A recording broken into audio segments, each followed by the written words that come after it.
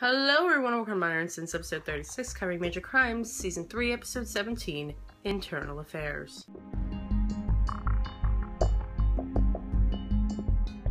Favorite episode all season. Yes. Crime Side was also our private, our personal front. We had Julio go into his mom's house and he finds his mom on the floor. He's like, oh, crap, where's the dude that's supposed to be watching you? And here he had gone out to get his mom's medicine, but not only was he getting her medicine, which was all of a block away, he was also getting drunk. He didn't know how long his mom was on the floor. He made sure she went to the hospital. But before he did that, the guy shows back up.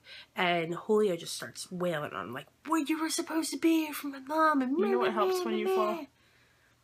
Life alert. And then the guy also beat Julio back. Like, it was like a thing, okay? It was a fight. This dude runs away. Well, caretaker dude goes to his apartment, ends up dying. Like, they find the door is beat open and he's on the floor, dead.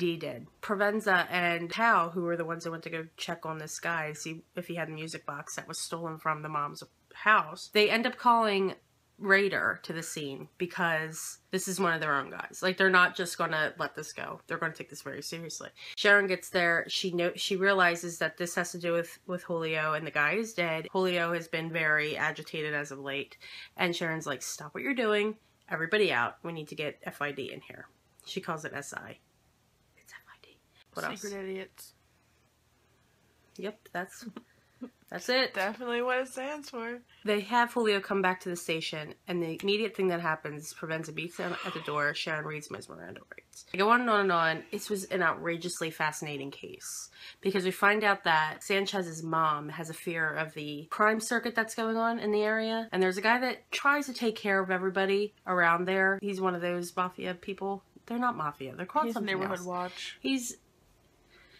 Yeah, his nephew is the one that stole the music box from Julio's mom's house. The nephew, the guy's nephew, is the one that ended up killing the dude that was supposed to be taking care of Sanchez's mother.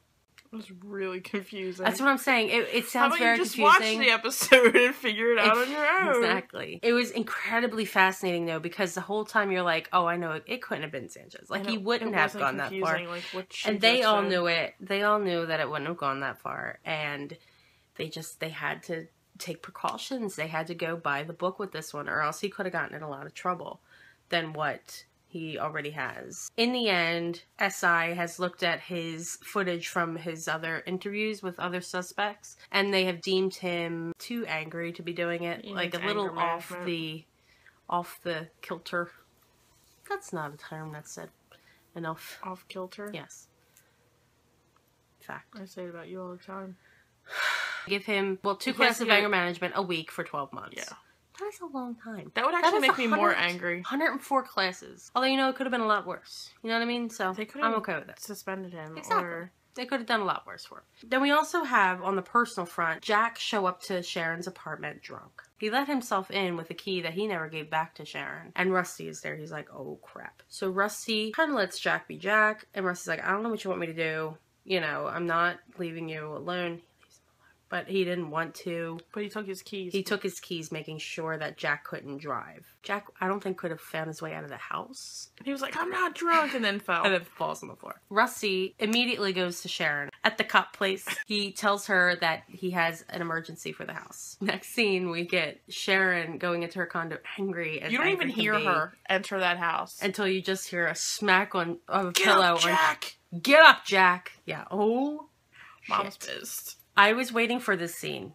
Oh, yeah, We were all waiting for this scene, God, and they delivered. Mary delivered. We had drunk Jack. We had Sharon trying to deal with this, but also thinking about Julio because this is very, very serious for Julio, and she knows that. And then we have Rusty, who's like, and she's worried about leaving Rusty alone with Jack. That's the main part, because she knows about everything with the mom and da-da-da-da. We had a hug, and we had a I love you from both of them, and it was so very, very sweet, and we're just going, seriously, we were both like covering our faces. So cute. Because it was. And it needed to happen, because Rusty is the only one that she can depend on right now. The kids are away. The kids are out of state. They're busy with their own lives. San Francisco, and That was in my fanfic. In that area, I think but Santa Monica. Santa Monica, that's it. And Emily, I'm guessing, lives in like New Emily York. travels around. Yeah, I think so. I think she's the East Coaster, but she travels around with the company of ballerina people. Ballet company. Ballerina people company. So Rusty is kind of on his own when Sharon's not there. And Sharon knows he can take care of himself, sure, but she still worries about him like a mom does. It was just... He actually was it like, a scene we're family now. That needed we can to happen. split emergencies. Mm-hmm. Like, he wanted her to know that he could handle this. And if he couldn't, he would call her. Exactly. But it was a scene that needed to happen. Because Sharon needed to find out about Jack drinking again.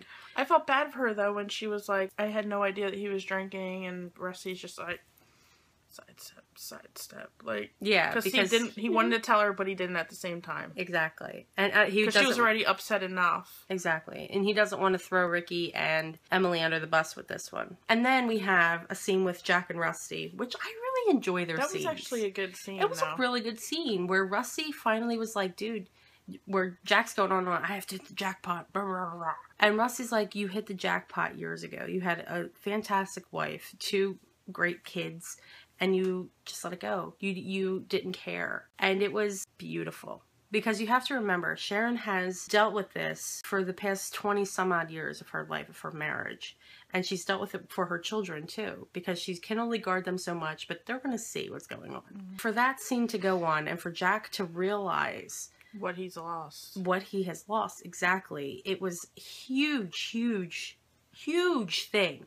It was like a huge, 180 for him.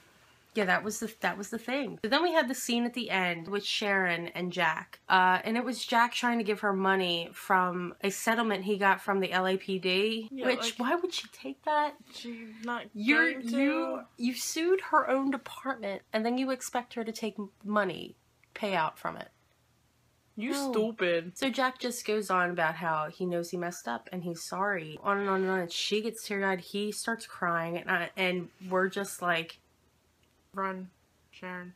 And I'm going, Sharon, you're with Andy now. You can't do this. They understand the situation for what it is. He can't do any more to their marriage because it doesn't exist anymore. What they're doing now is on a friendship basis and on a trust basis. Did he betray her trust? Friendship. Yes, he did. Several times.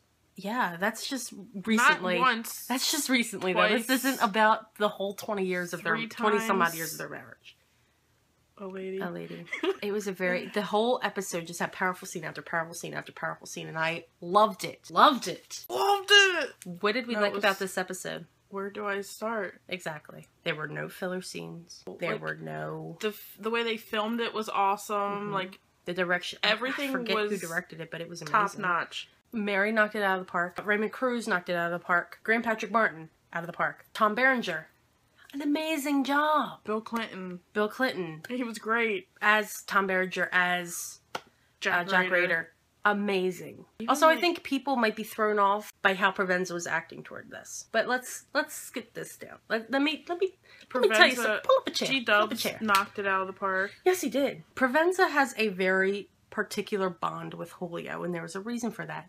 Because Julio took a bullet for Provenza back in season 4 of The Closer, and Provenza has never forgotten it and has always taken care of him in sort of a son-like role since then. So he was particularly hurt by what was going on and how Julio was being treated by this all. And he didn't like that they weren't telling him that the guy was dead, but... Exactly. And for Julio to say to Provenza and Sharon, like, you're treating me like a criminal, that hurt Provenza on a whole different level. You could see it on GW's face. Like, he portrayed that perfectly. I still love what she said to him, to Provenza, when she was like, who do you think has more experience with, what was she say, it was something, but she was like, who do you think knows more about, like, what they were doing, me or you? Like, because he just wouldn't stop. Who do you think knows more about internal affairs, me or you? Yeah.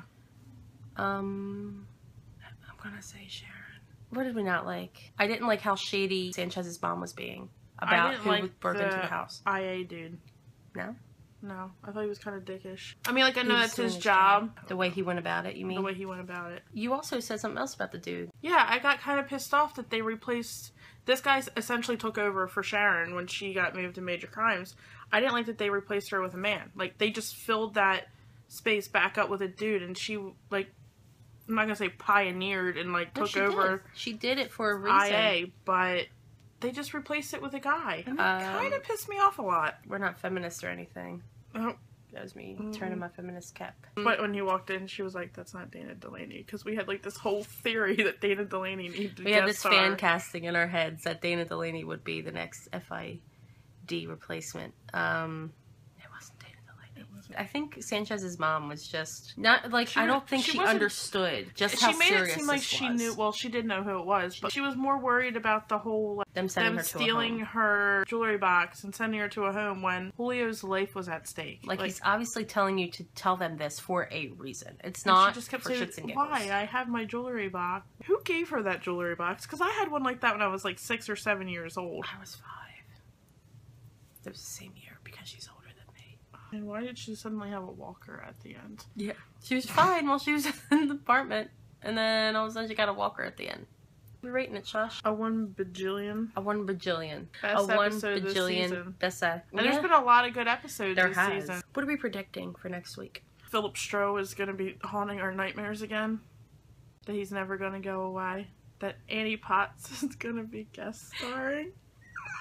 I remember telling her, I sent her a picture of Michael Paul Chan and Annie Potts on the set of The Major Crimes, and she was just like, what? I was so excited. I might have peed a little. She did pee a lot. She actually peed a lot. Yeah, we have everything coming to a head. We have, it's called... Oh, Nadine's back. Nadine is back. Nadine Velasquez is back. Hey, girl. I can't wait for her to come back, which I want her to come back in that I'm working with you kind of way instead of an adversarial kind of way. Yeah. Bringing us to our question of the week. Question of the week last week was, do you think Emma's doing the right thing by trying to get Stroh's case to trial? What do you think? And then I'll tell you what everybody else thinks. I don't. I think she's I think she was being shady with the whole thing with Rusty. Yeah.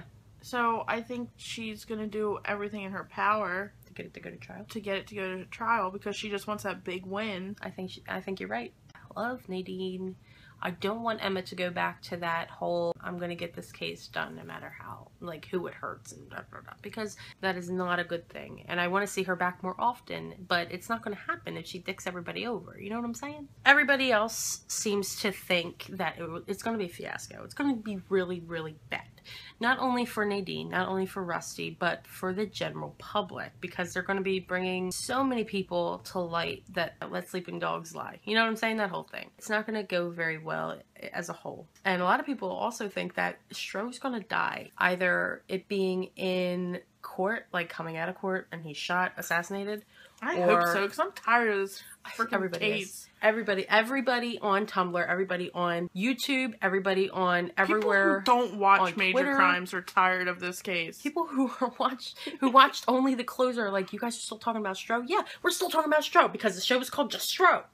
But passionate about I'm very passionate about this. Yes, we want this to be done. We want it to go away. I wanted it to be done 3 seasons ago. Yeah, we want Major Crimes to have their own bad guy and their own Rory, and we want to see them deal with that. And that can go on for a few seasons, but we want them to have their own. Stop trying to make Stroh happen. So we have to pick a winner, and that winner is Caitlin Wilson. Mostly because she mentioned out of practice. For this episode, I don't really know. Is everyone as sick of hearing about the Stroh case as we are? That's my question. Yes, that all the time. But I actually want to hear what people have to say about it. Oh, God. But that's not the question of the week. No, that's the bonus question. We actually can make that question of the week because this is going to be the last 2 episodes. We can do it whenever we want because guess what, Josh? Guess what? It's our show. It's our show. Next week, join us for Minor Incidents, episode 37, covering Major Crimes, season 3, episode 18, Special Masters, part 1.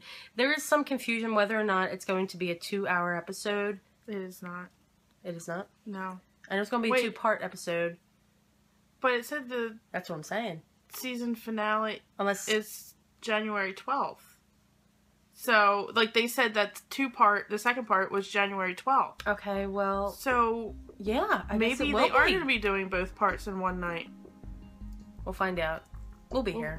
Maybe we'll have an extra long episode of Minor Incidents. Find out.